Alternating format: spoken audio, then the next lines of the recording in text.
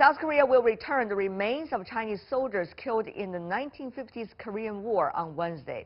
On Monday, the remains of 10 soldiers known as the Chinese People's Volunteers were laid in coffins. A Chinese delegation was present at the ceremony when the South Korean military wrapped the remains in the port city of Incheon. Their bodies will be buried at a martyrs cemetery in Shenyang, the capital of northeast China's Liaoning province. In the past 5 years, the remains of nearly 600 Chinese soldiers have been repatriated.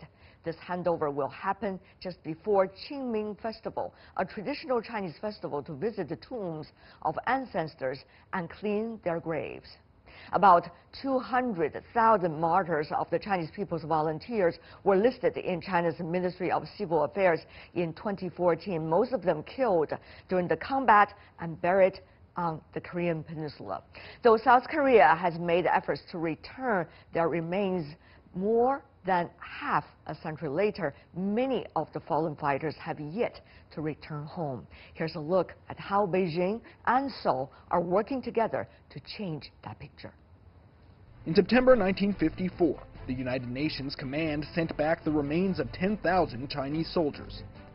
From 1981 to 1997, South Korea returned 43 soldiers' remains to China, with the help of the DPRK. But since then, the DPRK has declined to help Seoul with the transfers, so China and South Korea sought an arrangement with each other instead. In 2013, the two sides agreed that Seoul would return newfound remains to China on a yearly basis. The following year, that arrangement bore fruit. For the first time, the remains of 437 soldiers returned to China directly from Seoul. They were laid to rest at the Martyrs Park Cemetery in the northeastern city of Shenyang. Since then, South Korea has sent remains back every March, with the bodies of 589 soldiers returning to Chinese soil since 2015.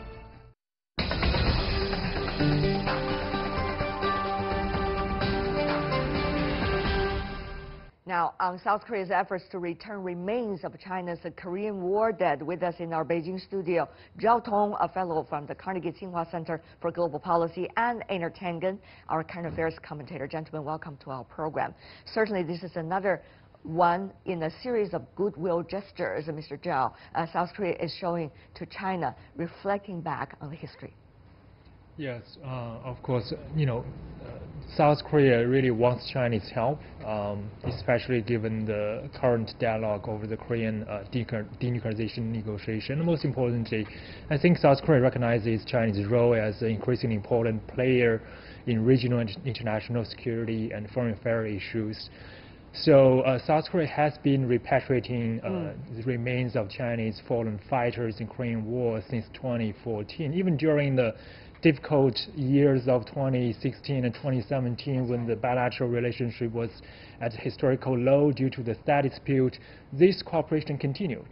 So I think this is a very important confidence-building measures between the two militaries, between the two peoples, the two nations. Right, and of course there's a lot of talk, Mr. Tangen, about the peace mechanism. How should it be established involving North Korea, South Korea, China, the United States? After all, these countries went to war during the Korean War. So does that give us a little bit more confidence about the working together spirit, at least? Well, yes, I think for China, yeah, of course, but the U.S. side is a little bit more problematic. Donald Trump's, note that he demanded that they give up and, give the U.S. all their nuclear materials and things like that. It tends to put a lot of uncertainty. This just wasn't even realistic, and yet it was being proposed. So I do think this is part of its confidence-building measures that you're talking about, and that China is going to figure more largely. Yeah, but on the other hand, Mr. Zhao, how much will China and South Korea be able to work together to play a constructive role in putting the other two parties together? After all, the other two parties have to talk, not South Korea and China. The latter two have already been very constructive. Yeah, I think you're exactly right. North Korea is, I think, reconsidering its negotiation strategy going forward. North Korea has been reluctant to attend inter-Korean cooperation meetings, joint meetings, cooperation projects. And North Korea is not talking with the United States substantively. There was even increasing signs of North Korea thinking about more provocative actions going forward, like the possible launch of a space vehicle. So there's a real risk that the previous goodwill negotiation could get derailed. Well, after all, the goodwill negotiation did not reach anywhere for the second round, at least. Media reports suggest. Now we do not know because neither side have confirmed about this. What's going on between them during the Kim-Trump summit in Vietnam, Hanoi, was the U.S. side proposed a U.S. definition of denuclearization. Obviously, rather Pyongyang did not see that as appropriate, at least for the moment. Now, that's only according to media report, which once again do not know exactly what happened in those negotiation rooms when they're going one by one with one another. But Mr. Tangen, from now to the next step, are we going to go back to zero and try to figure out a new way again? No, I don't think so. I mean, a lot of Moon's efforts have been aimed at trying to pull things together, and he's continuing to do that. And I think he increasingly looks at China. Remember, North Korea's issue is that they need a security guarantee, and that can be offered by different parties. Hopefully, it would be offered by the U.S. as part of an end to the war, but there's also Russia and China. So it could be that South Korea is starting to look for other partners who it can work with to create a lasting peace. The sequence issue is very important about which party to do what and the other party react with the different kinds of sequence and actions. And so now, do we have any signs of roadmap? I mean, after all, the first Kim-Trump summit, there seemed to be a little hope of it. Now, the second one seemed to be ended up without any result, or probably even went back a little bit. So do we have any sign of a roadmap, at least among the four most important parties? Well, as the first step, at least all the major powers seem to agree about the importance of pursuing a joint roadmap. Steve Biegun, the American special representative for North Korea, was in Beijing a couple of weeks ago. And according to him, the United States basically tried to talk North Korea into agreeing to three things. One is their current capability, a declaration. Second, what's the meaning of the end goal of denuclearization? And thirdly, what's the roadmap to get us from here to there? And according to his statements in his meetings with Chinese officials in Beijing, China is also fully on board on the importance of the three items. I think South Korea is in full agreement as well. So at least I think we agree what are the most important goals to pursue in their interim time frame. But regarding the roadmap, I think there are technical assessments provided by experts that says even if the political environment is purely supportive, the dismantlement, the verification process itself can take as long as 20 years. That's true. And now the different countries have different views on how the political perspective should be incorporated into the technical stuff. So I think it's high time for scholars, experts, as well as officials from these countries to sit down together and to try to figure out what the main elements in this roadmap should look like. We hope that would happen, but you seem to be spirit-free in not thinking there are political cycles in different economies, different countries that we are talking about here. Now, Mr. Tangen, from the U.S. side, there's suggestions rather in the media report about the division among Mr. Biegun, for example, the special representative, and also the Secretary of State, the National Security Advisor. It really has a balanced act as to who that President Trump will get the year off when they are making their suggestions. So, Mr. Tangen, a lot of unpredictability in terms of internal politics. Absolutely. I mean, it was very surprising. I don't know if you noticed that when they sat down at the table in Vietnam, that Bolton was added on as an extra. There was, there were 4 people on the North Korean side, and then all of a sudden 5 showed up. That's a breach of protocol. You never have that happen. So he was obviously added at the very last moment. And this kind of ad hoc diplomacy, this idea that you can kind of go there and make a deal, it might work when you're doing real estate. Unfortunately, it does not work as well when you're doing diplomacy. But we have to make it work. I mean, there's no other There option. is, Do we have any other option besides get all these countries to agree upon a roadmap and do it step by step? We do not have any other option rather than this, do we? No, you don't, but the issue here is that what is it in it for the North Korean side? I mean, the reason it takes 20 years is they want a quid pro quo. And they're saying, yes, we can start down this road, but we have some things on our agenda.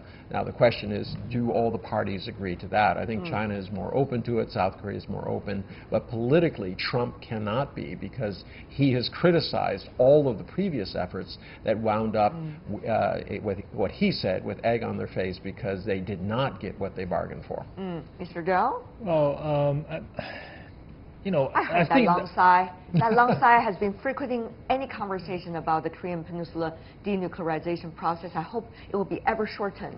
Mr. Zhao, go ahead. I'm not sure North Korea really wants the status quo. I mean, so far things look good inside North Korea. The oil price is stable, the rice price is stable, but we don't know why, you know, whether this is because North Korea's economy is really functioning well because of domestic market reform, increasing external economic relationship with South Korea, Russia, etc., or is it simply because North Korea is quickly burning up its existing strategic stockpile of all the important goods and items like oil, etc. If it quickly uses them up, North Korea's economy could face a real challenge in the near-term future. So I don't think North Korea wants to wait and see. I think there is a time pressure on North Korean side as well as the American side. As long as the status quo is maintained, North Korea is free to expand its nuclear arsenal. The nuclear risk continues to increase. So I think both sides still have strong incentives to break the current status quo. Well, it's very hard to specifically get a closer look at what exactly is going on in DPRK besides the official media reporting. We hope they will have more concrete information coming out. Having said that, though, since we're talking about repatriation of the war debt, the definition of this war, and whether four parties involved, China included, will agree upon it, and from there to develop step-by-step mechanism, as we earlier discussed, about how to provide security guarantee and end this war, is still open. So now, what is some of the most important steps from the two of you, if you can, that all the countries involved will be able to agree upon and develop from there to, shall we say, to smooth over the wounds and face up to history together? Well, if I can go first, go ahead, I do believe, you know, as China and South Korea are able to do this cooperation of remains repatriation, it really shows, you know, the Korean War has long ended, at least between China and South Korea. And I think it's certainly necessary to officially end the Korean War between the two Koreas as well, and also between North Korea and the United States. I think at Hanoi, it was reported that the two parties actually agreed on a political declaration to end the war. They just failed to agree on denuclearization, therefore they didn't announce their end of war Once declaration. again, those are according to media reports, as we do not know from either side confirming. And there could be clouds that people send out in order to get others on board, in order to... Right, and the more important point is the Chinese-South Korean cooperation shows that decades after the end of the war, they can start to handle historical disagreements with respect, with dignity. They can, you know, these joint excavation efforts, this joint commemoration of the fallen fighters, these activities themselves create an opportunity for them to begin to appreciate their different perspectives on their history. This can happen between China and South Korea, and this certainly can happen between DPRK and the United States. And in fact, it is happening inter-Korean as we well. speak. Earlier, there were repatriation of the American war dead from DPRK to the United States, and of course, President Trump was claiming that it was quite a victory for him in this regard. But Mr. Tangen, there has to be a series of goodwill gestures from both sides, step by step, in order to build very gradually this long-lost confidence in one another. Well, I would agree, and I would say the first part is of course, what you said. There has to be a peace treaty. You have to end this war, but there has to be attached to that a roadmap. Exactly what you said, the 3 principles that were then, and then there has to be some for North Korea. If not, this isn't going to go anywhere. All the confidence-boosting measures in the world, you still have to get down to some basic deal points. There has to be a kind of mutuality, a win-win for both sides. But when it comes to history, things are very complicated, as we all know. There are different versions of describing the Korean War in the 4 countries that we talk about: China, South Korea, DPRK, and the United States, particularly the United States. I would assume, Mr. Zhao, if you went to Washington, you would see monuments one after another indicating the American version of the war. Of course, many people died innocently, including those soldiers, but how history is being viewed and articulated, that would build a momentum about how Americans would feel about their national plan to solve the problem. Mr. Zhao. I think exactly. Even today, American Chinese scholars argue about who actually fired the first shot that started the Korean War. But over time, I think people started to recognize that it's okay that people have different interpretations of history. They all have different historical background, nationality, different culture. That they all affected their perspective. So the important thing is we all look at it as the different sides of the same coins. You allow people to have different views and then try to work jointly in narrow some of the disagreements. And most important, looking forward. The page has been turned. Now we are living in a different world: economic interdependence, social people-to-people exchange. We are in a region where we can only jointly address our challenges like air pollution, non-proliferation, etc., etc. Yes. But on the other hand, the remembrance and reconciliation is not a very easy task to do. It's easier said than done. That's just so much true if you look at history. Mr. Tangen, before we go, briefly from you. There's one issue for the American. It's not so much the start and end of the Korean War. It's what happened politically with 3 presidents who tried but not successfully to bring about a denuclearized North Korea. And that's what's standing in the way historically now. All right. Ainer Tangen, Zhao Tong, thank you so much, gentlemen, for joining us. We hope those relatives of the war dead will see their family members coming back home, and there will be a wound smooth up as a result. Thank you so much for joining us. That is all the time we have for today. If you'd like to see more, try to find us World Insight CGTN into your search engine or check out our YouTube channel. You can also follow us on Twitter, Facebook, and Sina Weibo. From me, Tian Wei, and everyone on the World Insight team, thanks for watching. Tune in again next time for more insights across China and around the world. Good night.